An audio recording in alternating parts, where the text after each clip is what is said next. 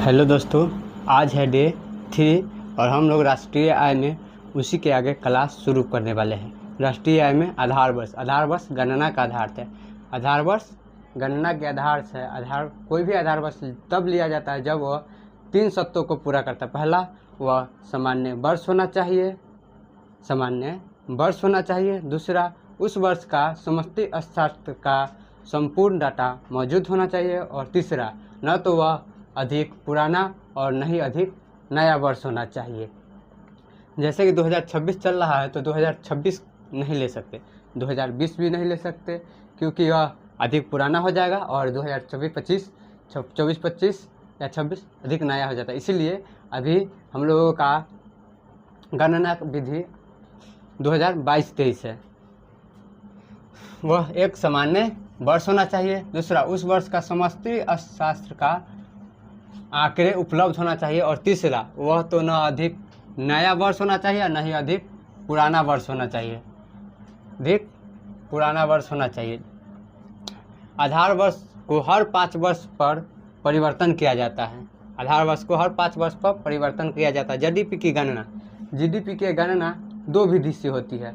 एक वास्तविक विधि जिसे हम लोग रियल जीडीपी कहते हैं, और दूसरा मौद्रिक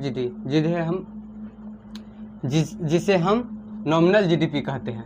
वास्तविक जीडीपी जैसे 2022-23 और रियल जीडीपी जैसे 2026।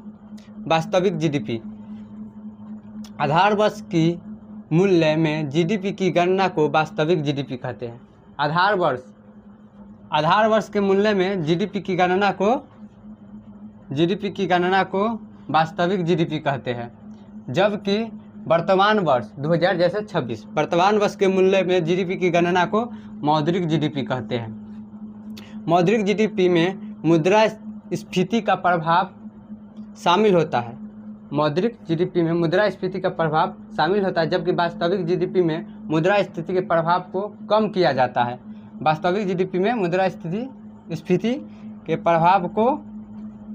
जाता है।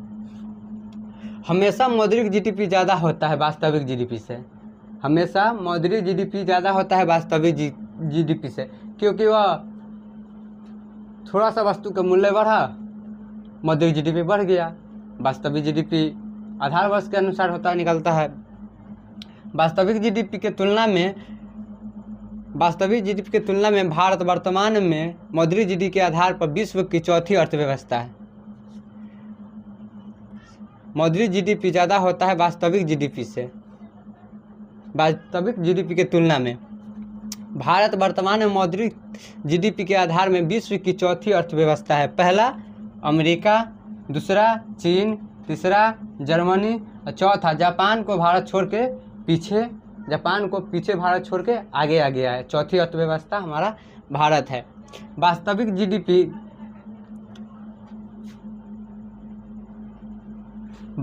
जीडीपी हमेशा मौद्रिक जीडीपी की तुलना में बेहतर होता है। क्योंकि वास्तविक जीडीपी में वृद्धि वस्तु और सेवा के उत्पादन और रोजगार बढ़ने से होता है, जबकि केवल मूल्य बढ़ने से मौद्रिक जीडीपी में वृद्धि हो जाती है।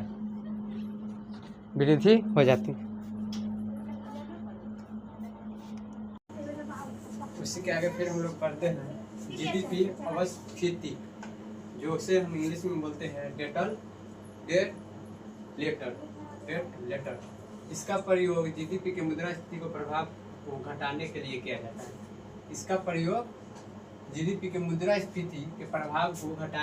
किया जाता है। एक सूत्र होता है जीडीपी अवस्थिति बराबर मौद्रिक जीडीपी बता वास्तविक जीडीपी गुने 100। सकल राष्ट्रीय उत्पादन gross national product GNP। Gross national product क्या है? किसी भी अर्थव्यवस्था में एक वित्तीय वर्ष में देश के नागरिक द्वारा, वहाँ हम लोग जीडीपी में पढ़ रहे थे देशी और विदेशी द्वारा, यहाँ देश के नागरिक द्वारा उत्पादित अंतिम वस्तु और सेवा अंतिम वस्तु और सेवा का कुल बाजार मूल्य जीएनपी कहलाता है। कुल बाजार मूल्य जीएनपी। वहां पढ़ रहे थे हम लोग देशी और विदेशी कंपनी द्वारा, और यहाँ पढ़ रहे हैं देश के नागरिक द्वारा, देश के नागरिक द्वारा उत्पादित अंतिम वस्तु और सेवा का कुल बाजार मूल्य जीएनपी कहलाता है। अब हम लोग जीडीपी और जीएनपी में अंतर देख लेते हैं। जीडीपी और जीएनपी में जब हम लोग अंतर देखते हैं तो पहला अंतर यही है कि जीडीपी देश के घरेलू सीमा के भीतर निकाला जाता है। जीडीपी देश के घरेलू सीमा के भीतर निकाला जाता है, जबकि जीएनपी राष्ट्रीय अवधारणा है। जीएनपी राष्ट्रीय अवधारणा है। जीडीपी देशी और विदेशी कंपनी दोनों द्वारा निकाला जाता है, जबकि जीएनपी देश के नागरिक और विदेशी भारत में रहते हैं उस नागरिक द्वारा निकाला जाता है। लिख लीजिए। तो आगे हम लोग देखते हैं जीएनपी बराबर एक सूत्र होता है जीडीपी प्लस एनएफआईए। एनएफआई का फुल फॉर्म होता है net factor income from abroad, मतलब हिंदी में उसी को कहते हैं विदेशों से प्राप्त निवल कारक आय। जब हम एनएफआई बराबर होता है एनएफआईए बराबर होता है एक्स माइनस एम, जहाँ एक्स का मतलब होता है भारतीय जो विदेशों में आय अर्जित करते हैं, जहाँ, और एम बराबर होता है विदेशी जो भारत में आय अर्जित करते हैं। तो हम लोग अगर इसको पढ़े तो इंडियन जो भारत में आय अर्जित करते हैं, इंडियन जो विदेशों में आय अर्जित करते हैं, और इंडिया में जो विदेशी जो भारत में आय अर्जित करते हैं। तो जीएनपी बराबर क्या होता है जीडीपी प्लस एनएफआईए। तो GDP plus X minus M, क्योंकि एक्स एनएफआई का मतलब होता है एक्स माइनस एम, एनएफआई का मतलब होता है एक्स माइनस एम, तो एक्स माइनस एम लिख सकते हैं। इंडियन जीडीपी बराबर हो जाएगा इंडियन जो इंडिया में है, और इंडियन जो विदेशों में आय अर्जित करते हैं।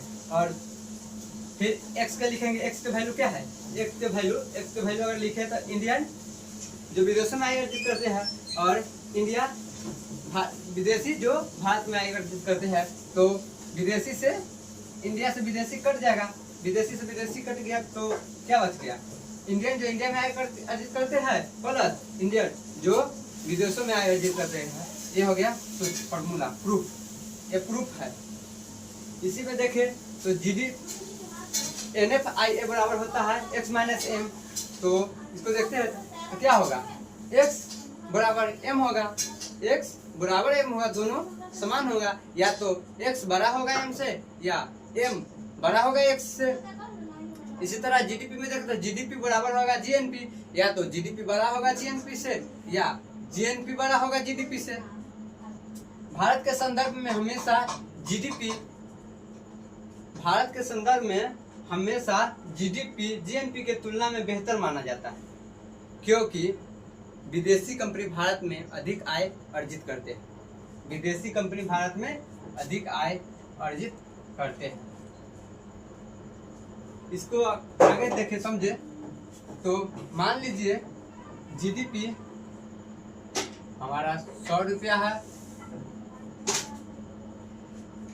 एक्स भारतीय जो भारत में है बराबर 10 रुपया, मान लेते हैं एम बराबर 20 रुपया, एम बराबर 5 रुपया मान लेते हैं। तो क्या हो जाएगा जीएनपी बराबर जीएनपी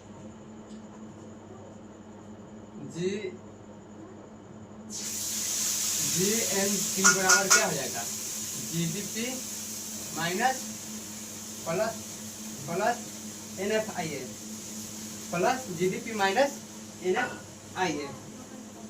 एनएफआई बराबर होता है क्या, एनएफआई बराबर होता है एक्स माइनस एम, तो हम एक्स माइनस एम लिख सकते हैं, एक्स माइनस एम। तो जीडीपी बराबर क्या हो जाएगा, जीडीपी बराबर 100 रुपया है हमारा, और एक्स बराबर जो भारतीय जो विदेशी में कमाई अर्जित करते हैं वो कितना है 10 रुपया, और विदेशी जो भारत में आय अर्जित करते हैं वो 5 रुपया। कितना हो जाएगा टोटल 110 माइनस 5 बराबर है 105 रुपया। ये तो हमारा प्रॉफिट होगा ना, 105 रुपया हमारा बचत होगा।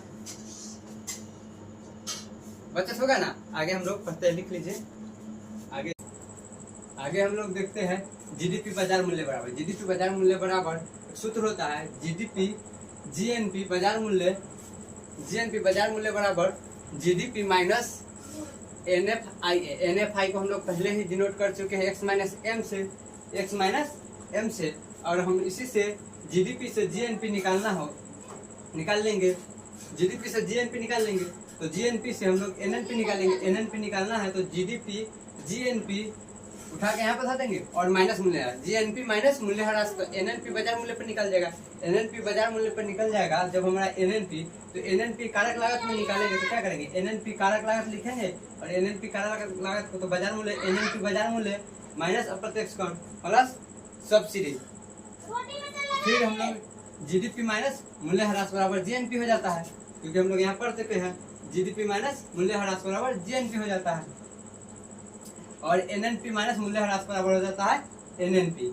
एक सूत्र होता है बाजार मूल्य बराबर कारक लागत प्लस अप्रत्यक्ष कर माइनस सब्सिडी, और हम लोग बाजार मूल्य से ही निकाल लेते हैं तो कारक लागत अपने आप निकल जाएगा। बाजार मूल्य निकल गया तो कारक लागत इसमें उठाएंगे तो कारक लागत बाजार मूल्य प्लस, क्योंकि माइनस था यहाँ पे, प्लस सब्सिडी और माइनस अप्रत्यक्ष कर। एक सूत्र होता है, सूत्र हम लोग निकालते हैं आज ग्रोस नेट। अगर हम लोग ग्रोस में से नेट को घटा, मूल्यह्रास को घटा देंगे तो नेट अपने आप निकल जाएगा। ग्रोस में से अगर हम लोग मूल्यह्रास घटा देंगे, जी में से अगर हम लोग मूल्यह्रास को हटाएंगे तो एन निकल जाएगा। फिर हम लोग अगर एन में मूल्यह्रास को जोड़ देंगे तो जी निकल जाएगा। दूसरा, इसी से हम लोग जी निकल जाएगा। दूसरा हम लोग देखते हैं डोमेस्टिक से नेशनल। अगर हम लोग डोमेस्टिक से नेशनल करते हैं प्लस एनएफआई को जोड़ देते हैं तो क्या निकल जाता है, नेशनल, और उसी में से हम लोग माइनस एनएफआई को कर देते हैं तो क्या निकल जाता है, डोमेस्टिक। डी डोमेस्टिक घरेलू,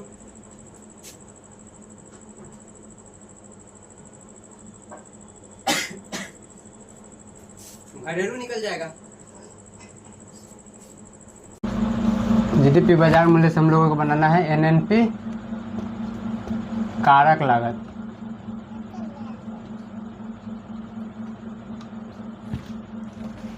gross net, domestic national, product. PP same है तो हम लोगों को क्या करना होगा, जी से एन बनाना है तो मूल्यह्रास को हटाना होगा। मूल्यह्रास हम लोग हटाएंगे तो जी बन जाएगा एन, तो क्या पड़ जाएगा एनडीपी, एनडीपी बाजार मूल्य, एनडीपी बाजार मूल्य क्या निकल गया, ग्रोस नेट निकल गया। अब हम लोग को बनाना है डोमेस्टिक से नेशनल। डोमेस्टिक से नेशनल बनाने के लिए हम लोग क्या करते हैं, प्लस एनएफआईए, एनएफआई को जोड़ देते हैं तो क्या बन जाएगा एनएनपी, एनएनपी बाजार मूल्य, हमारा एनएनपी बाजार मूल्य निकल गया। लेकिन हमें बनाना क्या है, एनएनपी कारक लागत। एनएनपी कारक लागत बराबर क्या हो जाएगा,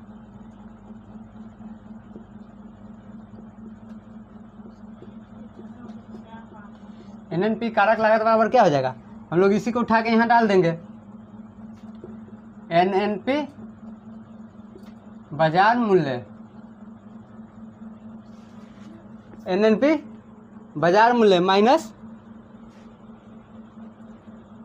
अप्रत्यक्ष कर प्लस सब्सिडी,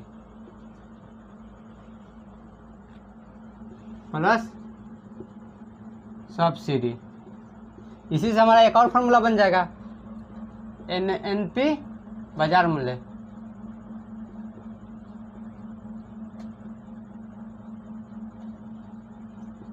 एनएनपी वाला। फिर इसको हम लोग उठा के इधर देंगे, एनएनपी कारक लागत, एनएनपी कारक लागत प्लस जो यहाँ माइनस था यहाँ प्लस हो जाएगा, अप्रत्यक्ष कर,